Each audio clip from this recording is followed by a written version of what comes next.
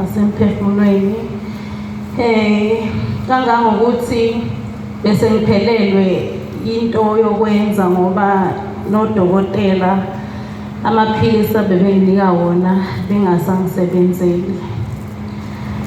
Ngike ngalala ngolwesine ngilala nginganalutho, ngikhuluma nomndeni wami ngabo-10.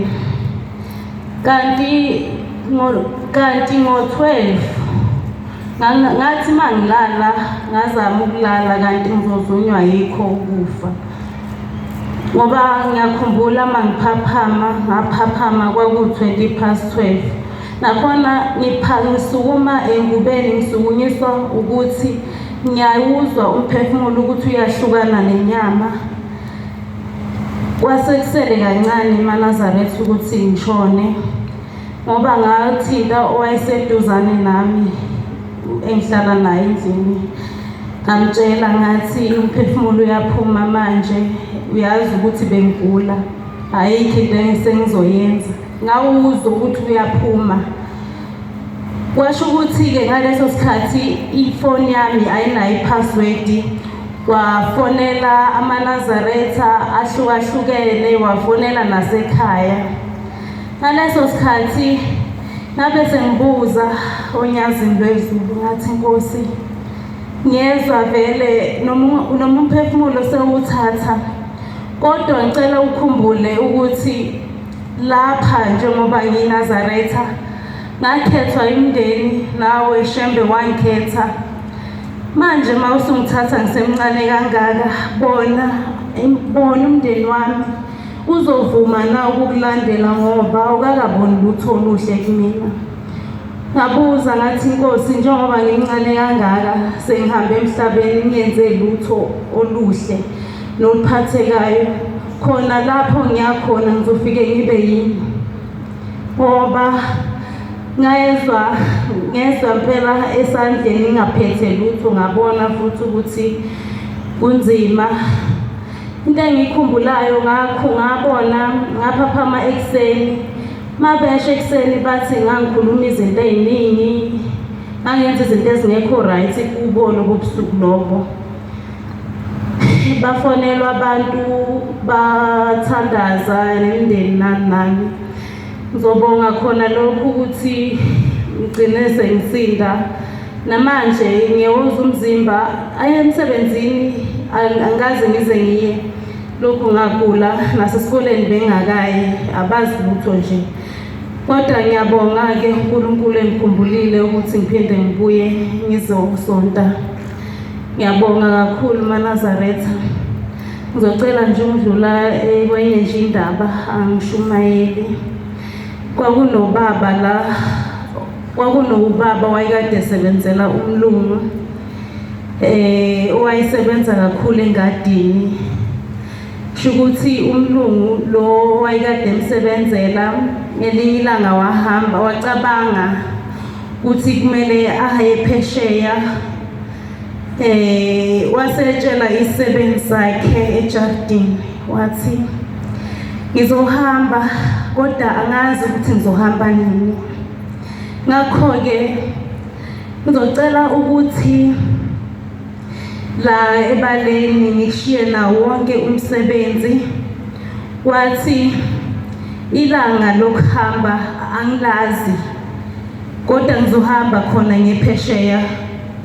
Ngizocela ukuthi uphathele umuzi wami kahle.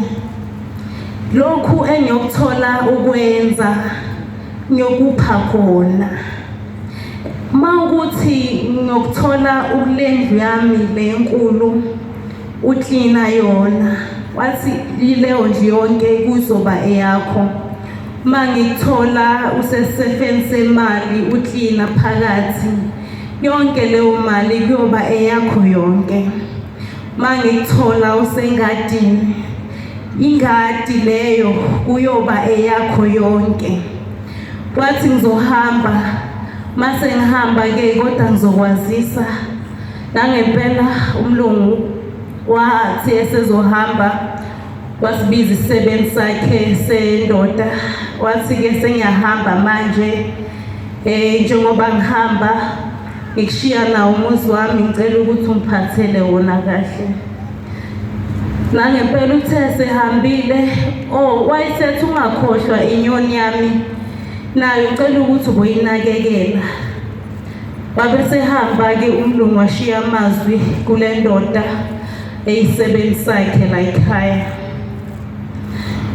Indoda le sadidekile yabamba yayeka yangena endlini yathi kodwa umlungu uthini kimi, yahamba yobamba isipho semali yathuka yase isikhathi slow siyahamba umlungu akashongo ukuthi uzobuya nini.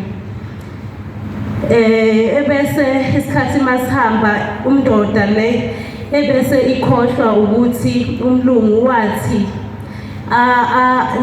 nenyoni nayo ayiphathe kahle aqhubeke yenza umsebenzi wayo njengoba bekade ewenza.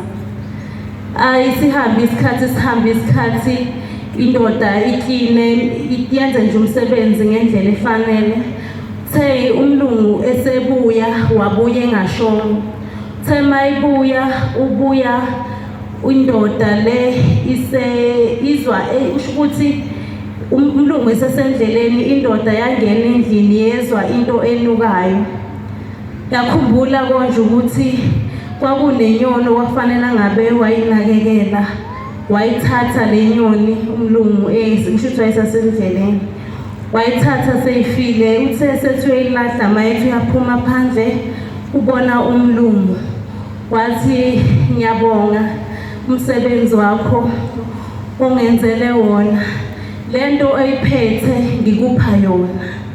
Uthe mangabe uthi uyayibheka into akayiphethe le ndoda inyoni efile esandleni sakhe. Sengithi mina ngalamazwi sinikeziwe ithuba lokuthi sikhonze unyazi lwezulu. Ngakho-ke isikhathi asazi ukuthi imhla yethu yokuphela yofika siphethene esandleni.